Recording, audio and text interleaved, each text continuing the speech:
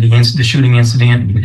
He is, at least the state's position is, he's captured on surveillance video walking into and out of the probation department wearing the similar clothing described by our victim and leaving in a similar vehicle. So I'm going to grant the state's motion in limine in full. If there's anything obviously that comes up, Mr. Burbank or Mr. Coleman, that makes either of you think that any of these things on the motion in limine would become admissible or relevant, just approach outside the hearing of the jury and we'll take care of it at that time.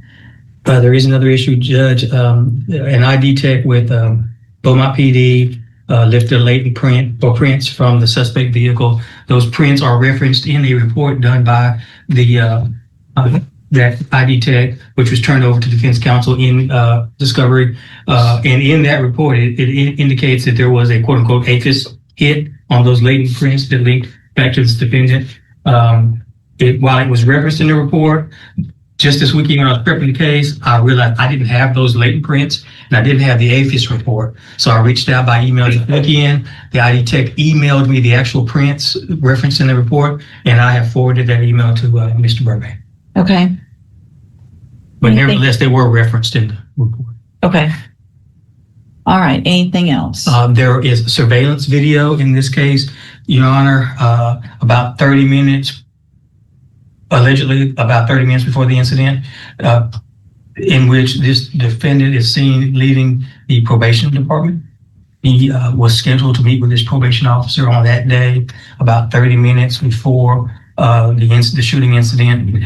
He is, at least the state's position is, he's captured on surveillance video walking into and out of the probation department wearing the similar clothing described by our victim and leaving in a similar vehicle.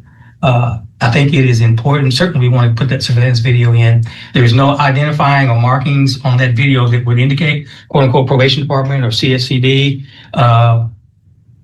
However, I think it's important to establish that the individual by the name of Asa Jones had an appointment at the probation department that day. I am perfectly okay with not referring to it as probation department. I'm not going to elicit the employment of any sponsoring witness for that video. Like, you work for the probation department. What I wanted to say is, and I'm open to suggestions, is a government entity or agency in downtown Beaumont. He had an appointment there. This is video from that government entity. That's my proposal on how to handle it. I would think for identity, that would be relevant. It sounds like, Mr. Burbank, thoughts on what terminology would be? My understanding is they're going to put a probation officer up there. Well, it is what it is. They've got, I would think if you want to, you don't have to necessarily ask exactly what agency they work for. Do you work for, a Jefferson County government agency? And then, we don't have to get into what she does or he or anything like that. You work for an agency, it's downtown Beaumont. Did this person have an appointment? And nobody goes into, obviously, if you cross-examine. Yeah, I don't know whether or not you even have to get into that. If they're going to sponsor the video saying that this was video from where I work, or not where I work, but I'm the author of this video, and that's it. You say you had an appointment. It doesn't take a rocket scientist to put two and two together. But if you say, this is a video of... Well, but I would think the point of it would be that it was they would be testifying that person with the same name had the appointment.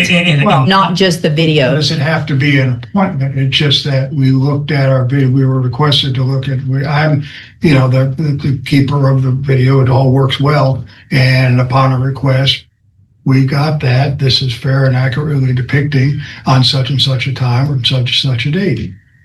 They can't, if they're going to say that's him in the video, then I think that opens up, okay, well, how did you know?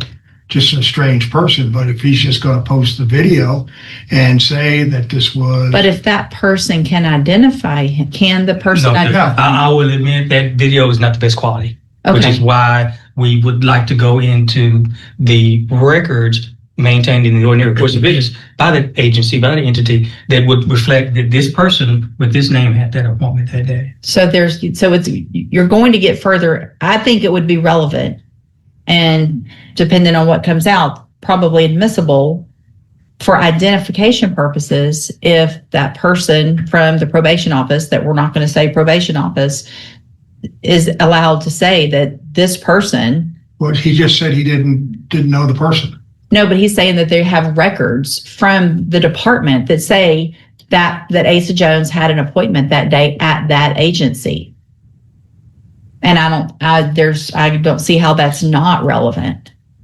If just based on what little I've heard about, this is the clothes and identifying factors, and here we have the defendant with this name, and I think it's admissible. I think it's just a matter of tiptoeing around what the agency is, and what you don't have to say what the appointment was for or anything like that, but that he had an appointment at this agency, and I'm going to allow them to testify that. I mean, it's this person that's going to testify or knows or has personal knowledge that he was seeing her or him at the agency. It sounds like the testimony is just that he had an appointment that day. Yeah. And is that person knowledgeable in reference to the appointments that day, or is she just reading, or he just reading off a record? As a business record custodian. Yeah. Okay. For the record, I objected this time, Judge, and I asked that you rule on it, that it opens up extraneously. In addition to that, well, I think I filed an objections for any of the business record. He filed an objection, but I don't know that this is the type of, if it was provided 14 days ahead, then I don't know. It's not like the certificate of analysis where Showing an objection to the cell phone records. Specific objection. I see another objection to 911 call, business record affidavit. But I guess my question is just if a business record affidavit is filed timely, 14 days ahead of trial, unlike a certificate of analysis where if there's an objection, then you have to bring the witness. On a business record affidavit, I think if it's filed timely, what is the objection? I think the only objection, I'm sorry, Mr. Burbank, is to the form. It's to the form of the business record. Or some defect in the business record. Yeah, I think it's just as to the form. I looked it up and I don't see anything that says if something's objected to, then it has to be, if there's a specific part of the form. I'll take a look at, I looked at one already and it looked, these are from April. So obviously they're, well, at least one of them is, and then the other is. Judge, the 911 call, we're going to bring a live witness to sponsor that. So we don't have to worry about that one. But then the other one is, cell phone records, business record. And that was done also, it looks like it also in early April. Yes. Okay, unless there's an objection at the time to the form of the affidavit, then that will be overruled. I'm going to also overrule the objection with regard at this time to a witness from the probation coming and testifying. I will, I think Mr. Coleman understands, and I want everybody to understand, I am going to limit that to everyone only questioning, not mentioning probation department, not mentioning community supervisions, nothing like that. Just had an appointment. Here's the video. The keeper of the video can say there was an appointment. And then unless there's some questioning on cross that opens the door further, then obviously I would just be very careful with that, Mr. Burbank. Reference to, I have to ask, is he now going to put documentation in as the business